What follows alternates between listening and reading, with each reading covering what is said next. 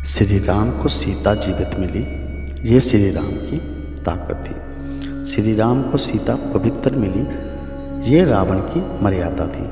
राम तुम्हारे युग का रावण अच्छा था, 10 के 10 चेहरे सब बाहर रखता था।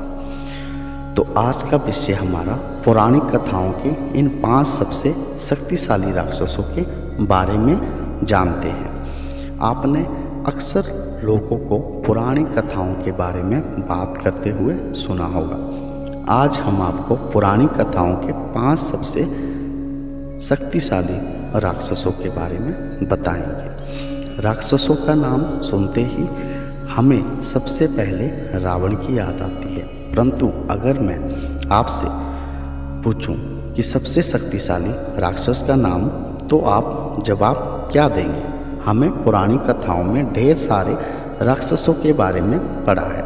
इनमें से कौन सा राक्षस सबसे शक्तिशाली था, इस बारे में टिप्पणी करना थोड़ा मुश्किल है। बता दें कि ब्रह्मांड में सबसे शक्तिशाली भगवान और शिव हैं, भगवान और विष्णु हैं। इस आधार पर हम आपके लिए 5 सबसे शक्तिशाली राक्षसों की जानकारी लेकर आए हैं, जिनकी उत्पत्ति विष्णु और शिव से ही हुई है। मधुकैटभ, जी हाँ, कहा जाता है कि मधुकैटभ राक्षस भगवान विष्णु के कान की धूल से पैदा हुए थे। 5000 साल के युद्ध के बाद भी वे मरे नहीं थे। उनसे भगवान विष्णु ने वरदान मांगने को कहा, लेकिन उन्होंने वरदान के लिए उल्टा ही विष्णु जी को कहा कि आप हमसे वरदान मांगिए।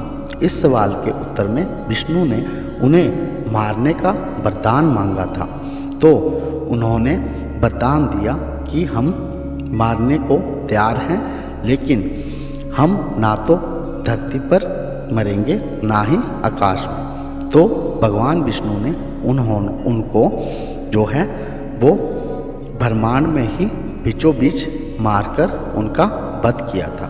जलंधर, जी, जलंधर का नाम तब सामने आया। जलंधर का जन्म तब हुआ जब शिव की तीसरी आंख की अग्नि महासागर में मिल गई। जलंधर इतना शक्तिशाली था कि उसने नंदी, गणेश आदि सभी शिव की सेना को हरा दिया। अगर विष्णु ने उनकी अपनी पत्नी के पति का व्रत न तोड़ा होता तो उनका वध कभी ना होता। अंधकासुर, जी हाँ, अंधकासुर का जन्म तब हुआ जब देवी पार्वती के हाथ का पसीना शिव के तीसरे नेत्र से स्पर्श हुआ। भगवान शिव ने उसे मार डाला, क्योंकि अंधका का पार्वती के प्रति गलत इरादा था। तारकासुर, जी हाँ, हमारे अगले और शक्तिशाली राक्षसों की सूची में तारकासुर का नाम आता है।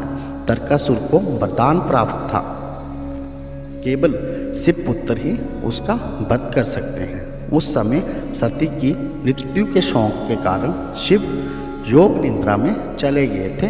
तब प्रभु श्री गणेश ने उनका वध किया था।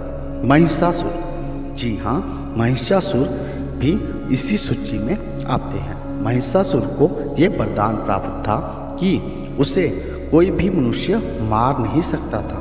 देवता और राक्षसों असुरों के बीच लड़ाई हुई।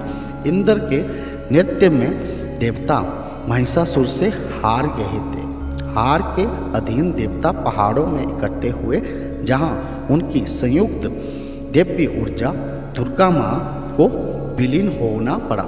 नवजात दुर्गा ने शेर पर सवार महिषासुर के खिलाफ युद्ध को नियंत्रित किया और उन्हें मृत्यु प्रदान की। जी, आज का हमारा, अगर आपको हमारी स्टोरी से जुड़े आपके कुछ सवाल हैं तो आप हमें कमेंट बॉक्स में बताएं।